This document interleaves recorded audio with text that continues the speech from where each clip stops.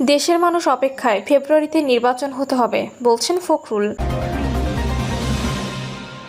অন্তর্বর্তী সরকারের মাঝে শেখ হাসিনার ছায়া দেখা যাচ্ছে বলছেন আনু মোহাম্মদ। জনগণের টাকা লুট করে অনেকে কানাডা, দুবাই, লন্ডনে বাড়ি করেছেন। এবং সর্বশেষ জানাবো জুলাই ঘটনা প্রবাহ, শেখ হাসিনার বিরুদ্ধে যেসব অভিযোগ আনা হয়েছে। শুনছিলেন সংবাদ শিরোনাম, এবারে বিস্তারিত। দেশের মানুষ অপেক্ষায়, ফেব্রুয়ারিতে নির্বাচন হতে হবে বলছেন ফখরুল।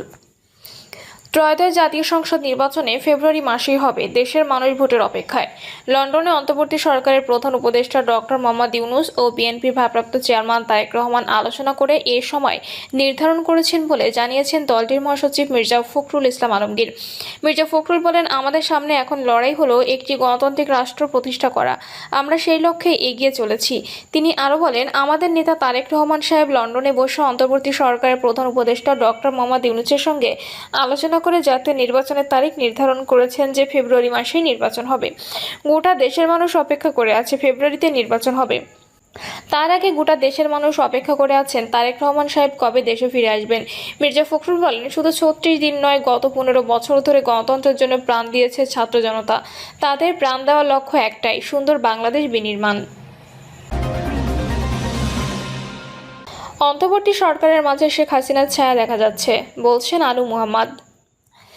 জাহাঙ্গীরনগর বিশ্ববিদ্যালয়ের সাবেক শিক্ষক প্রফেসর আনু মোহাম্মদ বলেছেন, অন্তর্বর্তীকালীন সরকারের মাঝে শেখ হাসিনার ছায়া দেখা যাচ্ছে। ভারতের বিরুদ্ধে কথা বললেও দিল্লির সঙ্গে কথা চুক্তি বাতিল করছে না, আবার যুক্তরাষ্ট্রের এজেন্ডা বাস্তবায়ন করতে চাচ্ছে। ৫ই আগস্টের পর জনগণের মধ্যে যে প্রত্যাশা ছিল, সরকার তা পূরণে ব্যর্থ হয়েছে। এখনও দেশে মব, সন্ত্রাস ও চাঁদাবাজি চলছে। সরকার এভাবে উল্টো যাত্রা চালু রাখলে জনগণের দ্রোহযাত্রা অব্যাহত থাকবে। গতকাল রাজধানীতে কেন্দ্রীয় শহীদ মিনারে শিক্ষার্থী, শ্রমিক ও জনতার দ্রোহযাত্রা শীর্ষক অনুষ্ঠানে সভাপতির বক্তব্যে তিনি এসব কথা বলেন। জনবিধিবদ্ধ সতর্কীকরণ জুলাই বিক্রির জন্য নহে, এই প্রতিবাদকে ধারণ করে ব্যতিক্রমী এ আয়োজনে বিভিন্ন স্লোগান সম্বলিত ব্যানার ফেস্টুন নিয়ে অংশগ্রহণ করেন বিপুল সংখ্যক নারী পুরুষ। অনুষ্ঠান উদ্বোধন করেন যাত্রাবাড়ির শহীদ সিরাজের আব্বা আব্দুর রউফ। আনু মোহাম্মদ বলেন, দেশের মানুষের প্রতি বিভাজন ও বৈষম্য সৃষ্টির কারণে শেখ হাসিনার পতন অবশ্যম্ভাবী ছিল। তার বিরুদ্ধে দেশে নির্যাতিত ও নিপীড়ন মানুষ জীবন বাজি রেখে মাঠে নেমে এসেছিল। এমন বিজয় আমরা বহুবার পেয়েছি, কিন্তু বিশ্বাসঘাতকতার কারণে বারবার বিজয় ধরে রাখা যাচ্ছে না। তিনি বলেন, কোনো অসঙ্গত নিয়ে কথা বললে সরকারের পক্ষ থেকে বলা হয় রাতারাতি সবকিছু পরিবর্তন করা সম্ভব নয়, আমরা তা জানি। তবে আমরা একটি পরিবর্তনের সূচনা দেখতে চেয়েছিলাম, কিন্তু সরকার সবকিছু আগের মতোই চালাচ্ছে। পাহাড় ও সমতলে মানুষ সমানভাবে আক্রান্ত হয়েছে। ২৪-এর আন্দোলনে হয়েছিল কাজেই বৈষম্য দূর করতে, অথচ এই সরকারের সময়ে একইভাবে প্রতিবাদী মানুষের ওপর হামলা চালানো হচ্ছে, আন্দোলনকারীদের ওপর গুলি চালানো হচ্ছে, মব সন্ত্রাস চলছে। সরকারের কেউ কেউ মব সন্ত্রাসের পক্ষে সাফাই গাইছে। আনু মোহাম্মদ অভিযোগ করেন, চট্টগ্রাম বন্দর নিয়ে শেখ হাসিনার নেওয়া প্রকল্প বাস্তবায়ন করার চেষ্টা চলছে অন্তর্বর্তীকালীন সরকার। তিনি প্রশ্ন রাখেন, মার্কিন স্বার্থ কেন সরকার বাস্তবায়ন করতে চায়? এই সরকার সবসময় ভারতের আধিপত্যের বিরোধী কথা বললেও বিগত সরকারের সময়ে ভারতের সঙ্গে করা চুক্তিগুলো প্রকাশ করছে না।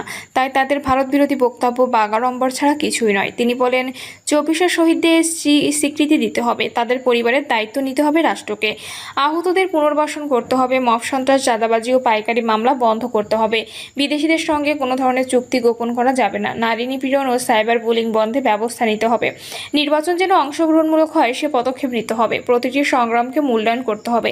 তবে সবার উপর স্থান দিতে হবে মুক্তিযুদ্ধকে, কারণ মুক্তিযুদ্ধ আওয়ামী লীগের সম্পত্তি মনে করা ঠিক নয়।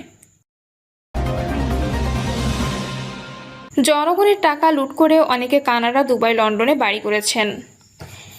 বিএনপির স্থায়ী কমিটির সদস্য ডক্টর এজেডিএম জাহিদ হোসেন বলেছেন, জনগণের টাকা লুট করে কানাডা, দুবাই, মালয়েশিয়া, এমনকি লন্ডনেও অনেকে বাড়ি তৈরি করেছেন। ভবিষ্যতে এমন পরিস্থিতি যেন আর তৈরি না হয়, সেজন্য সবাইকে সচেতন ও সজাগ থাকতে হবে। জাহিদ হোসেন বলেন, বাংলাদেশের জনগণ চায় না ভবিষ্যতে গণতন্ত্র নিয়ে কোনো ধরনের ছলচাতুরি হোক। জনগণ যেন তাদের অধিকার থেকে বঞ্চিত না হয় এবং তাদের সম্পদ লুট করে বিদেশে বাড়িঘর তৈরি না হয় তা নিশ্চিত করতে হবে। বিএনপির এই নেতা বলেন, আমরা আশাবাদী ফেব্রুয়ারির প্রথমার্ধের মধ্যে নির্বাচন অনুষ্ঠিত হবে। শাহাবুদ্দিন সাহেব যদি ৩ মাসে পারেন, অন্যরা যদি পারেন, আপনারা কেন পারবেন না? তাহলে কি আপনাদের আন্তরিকতার অভাব রয়েছে? আমরা সেটা বিশ্বাস করতে চাই না। জুলাই ঘটনা প্রবাহ। শেখ হাসিনার বিরুদ্ধে যেসব অভিযোগ আনা হয়েছে। জুলাই অভ্যুত্থানে তৎকালীন প্রধানমন্ত্রী শেখ হাসিনা সহ 3 জনের বিরুদ্ধে যৌথ দায় হিসেবে মানবতাবিরোধী অপরাধের 5টি অভিযোগ আনা হয়েছে। শেখ হাসিনা সহ 3 জনের বিরুদ্ধে আন্তর্জাতিক অপরাধ ট্রাইব্যুনালে দেওয়া আনুষ্ঠানিক অভিযোগপত্রে এই অভিযোগগুলো তুলে ধরা হয়। যে মামলায় আসামি করা হয়েছে তৎকালীন স্বরাষ্ট্রমন্ত্রী আসাদুজ্জামান খান কামাল এবং পুলিশের তৎকালীন মহাপরিদর্শক চৌধুরী আবদুল্লাহ আল মামুনকে। যদিও চৌধুরী আবদুল্লাহ আল মামুন ইতিমধ্যে রাজসাক্ষী হয়েছেন, ফরমাল চার্জ মোট 135 পৃষ্ঠার। এই ফরমাল চার্জ আদালতে তুলে ধরেন chief prosecutor Mohammad Tajul Islam, prosecutor Mohammad Abdus Sobhan Tarafdar, Mohammad Mizanul Islam, যেটি সরাসরি সম্প্রচার করা হয়। নথি অনুসারে 1 নম্বর অভিযোগে বলা হয়েছে, 14 জুলাই গণভবনে আয়োজিত সংবাদ সম্মেলনে আসামি শেখ হাসিনার উস্কানিমূলক বক্তব্য প্রদান এবং এর পরিপ্রেক্ষিতে আগামী আসামি আসাদুজ্জামান খান কামাল ও আসামি চৌধুরী আবদুল্লাহ আল মামুন সহ তৎকালীন সরকারের অন্যান্য ঊর্ধ্বতন কর্তৃপক্ষের প্ররোচনা, সহায়তা ও সম্পৃক্ততায় তাদের অধীনস্থ ও নিয়ন্ত্রণাধীন আইন শৃঙ্খলা বাহিনীর সদস্য ও সশস্ত্র আওয়ামী সন্ত্রাসী কর্তৃক ব্যাপক মাত্রায় ও পদ্ধতিগতভাবে নিরীহ নিরস্ত্র ছাত্র জনতার উপর আক্রমণের অংশ হিসেবে হত্যার চেষ্টা, নির্যাতন এবং অন্যান্য অমানবিক আচরণ করার অপরাধসমূহ সংগঠনের প্ররোচনা, উস্কানির সহায়তা, সম্পৃক্ততা, অপরাধ সংগঠনের প্রতিরোধে ব্যর্থতা, অপরাধ সংগঠনের জন্য দায়ী ব্যক্তিদের শাস্তি প্রদান না করা এবং ষড়যন্ত্র করার অপরাধ যা আসামিদের জ্ঞাতসারে সংগঠিত। অভিযোগ 2, আসামি শেখ হাসিনা কর্তৃক ছাত্র জনতার উপর হেলিকপ্টার, ড্রোন ও প্রাণঘাতী অস্ত্র ব্যবহারের মাধ্যমে আন্দোলনকারীদের হত্যা করে নির্মূলের নির্দেশ এবং তৎকালীন স্বরাষ্ট্রমন্ত্রী আসামি আসাদুজ্জামান খান কামাল ও তৎকালীন আইনজীবী আসামি চৌধুরী আবদুল্লাহ আল মামুন কর্তৃক আসামি শেখ হাসিনার উক্ত নির্দেশ বাস্তবায়নে তাদের নেতৃত্বাধীন এবং অধীনস্থ আইন শৃঙ্খলা বাহিনীর সদস্যদের নির্দেশনা দিয়ে কার্যকর করার মাধ্যমে অপরাধ সংগঠনের নির্দেশ প্রদান, সহায়তা, সম্পৃক্ততা এবং ষড়যন্ত্রের মাধ্যমে মানবতাবিরোধী অপরাধ সংগঠন করেছে যা তাদের জ্ঞাতসারে কার্যকর করা হয়েছে। ঘটনাস্থল হিসেবে গণভবন, ঢাকা বিশ্ববিদ্যালয় ভিসির বাসভবন এবং সমগ্র বাংলাদেশ উল্লেখ করা হয়েছে। ঘটনার তারিখ ও সময় সম্পর্কে বলা হয়েছে, জুলাই বিপ্লব চলাকালীন, বিশেষত 14 জুলাই সংবাদ সম্মেলন থেকে 5 আগস্ট পর্যন্ত আসামি শেখ হাসিনার উস্কানিমূলক বক্তব্য এবং মারণাস্ত্র ব্যবহার করে আন্দোলনরত ছাত্র জনতাকে হত্যার নির্দেশনার প্রেক্ষিতে আসামি আসাদুজ্জামান খান কামাল ও আসামি চৌধুরী আবদুল্লাহ আল মামুন সহ তৎকালীন সরকারের অন্যান্য ঊর্ধ্বতন কর্তৃপক্ষের প্ররোচনা, সহায়তা ও সম্পৃক্ততায় তাদের অধীনস্থ ও নিয়ন্ত্রণাধীন আইন শৃঙ্খলা বাহিনীর সদস্য, সশস্ত্র আওয়ামী সন্ত্রাসী কর্তৃক ব্যাপক মাত্রায় ও পদ্ধতিগতভাবে নিরীহ নিরস্ত্র ছাত্র জনতার উপর আক্রমণের অংশ হিসেবে 16 জুলাই রংপুরে বেগম রোকেয়া বিশ্ববিদ্যালয়ের সামনে আগ্নেয়াস্ত্র দিয়ে স্বল্প দূরত্ব থেকে সরাসরি নিরীহ নিরস্ত্র আন্দোলনকারী ছাত্র আবু সাঈদের বুক লক্ষ্য করে বিনা উস্কানিতে একাধিক গুলি চালিয়ে তাকে নির্মমভাবে হত্যা করার মাধ্যমে উল্লেখিত আসামিদের জ্ঞাতসারে এবং তাদের কর্তৃক অপরাধ সংগঠনের নির্দেশ, প্ররোচনার, উস্কানি, সহায়তার, সম্পৃক্ততা, ষড়যন্ত্র ও অন্যান্য অমানবিক আচরণ করার মাধ্যমে মানবতাবিরোধী অপরাধ সংগঠন। এই অভিযোগের ঘটনাস্থল ধরা হয়েছে গণভবন, বেগম রোকেয়া বিশ্ববিদ্যালয়, রংপুরের 1 নম্বর গেটের সামনে, ঢাকা রংপুর মহাসড়কের রোড ডিভাইডারের পশ্চিম পাশ এবং আশপাশের এলাকা। ঘটনার তারিখ ও সময় হিসেবে 14 জুলাই থেকে 16 জুলাই বেলা অনুমান সময় 2টা পর্যন্ত।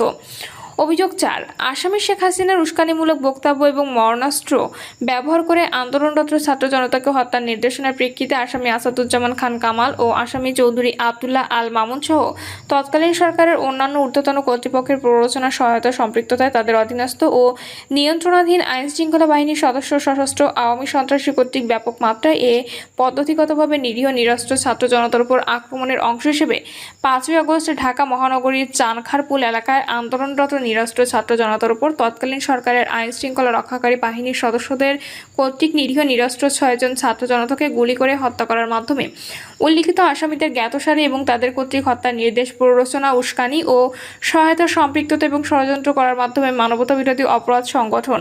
ঘটনাস্থল হিসেবে গণভবন এবং ঢাকা মহানগরীর শাহবাগ থানাধীন চানখারপুল নামক স্থান এবং চানখারপুল সংলগ্ন এলাকা উল্লেখ করা হয়েছে।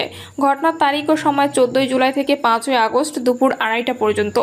অভিযোগ 5, আসামি শেখ হাসিনার উস্কানিমূলক বক্তব্য এবং মারণাস্ত্র ব্যবহার করে আন্দোলনরত ছাত্র জনতাকে হত্যার নির্দেশনার প্রেক্ষিতে আসামি আসাদুজ্জামান খান কামাল ও আসামি চৌধুরী আবদুল্লাহ আল মামুন সহ তৎকালীন সরকারের অন্যান্য ঊর্ধ্বতন কর্তৃপক্ষের প্ররোচনা, সহায়তা ও সম্পৃক্ততায় তাদের অধীনস্থ ও নিয়ন্ত্রণাধীন আইন শৃঙ্খলা বাহিনীর সদস্য, সশস্ত্র আওয়ামী সন্ত্রাসী কর্তৃক ব্যাপক মাত্রায় ও পদ্ধতিগতভাবে নিরীহ নিরস্ত্র ছাত্র জনতার উপর আক্রমণের অংশ হিসেবে 5ই আগস্টে ঢাকা জেলার আশুলিয়া থানার সামনে এবং আশপাশের এলাকায় আন্দোলনরত নিরস্ত্র ছাত্র জনতার উপর তৎকালীন সরকারের আইন শৃঙ্খলা রক্ষাকারী বাহিনীর সদস্যদের কর্তৃক নিরীহ নিরস্ত্র 6 ছাত্র জনতাকে গুলি করে তাদের মধ্যে 5 জনের মৃতদেহ এবং একজনকে জীবিত ও গুরুতর আহত অবস্থায় আগুনে পুড়িয়ে দেওয়ার অপরাধ, যা আসামিদের জ্ঞাতসারে সংঘটিত হয়েছে। ওই হত্যার নির্দেশ, প্ররোচনা, উস্কানি, সহায়তা, সম্পৃক্ততা এবং ষড়যন্ত্র ও অন্যান্য অমানবিক আচরণ করার মাধ্যমে মানবতা বিরোধী অপরাধ সংগঠন। ঘটনাস্থল হিসেবে ঢাকা জেলার আশুলিয়া থানাধীন আশুলিয়া থানা ভবন, থানার সামনের রাস্তা এবং এর সংলগ্ন এলাকা উল্লেখ করা হয়েছে। ঘটনার তারিখ ও সময় হিসেবে উল্লেখ করা হয়েছে 14 জুলাই থেকে 5ই আগস্ট সন্ধ্যা 6টা পর্যন্ত। এসব অভিযোগের প্রথম তদন্ত কর্মকর্তা ছিলেন তদন্ত সংস্থার উপপরিচালক মোহাম্মদ জানে আলম খান, পরে তদন্ত করেন উপপরিচালক মোহাম্মদ আলমগীর।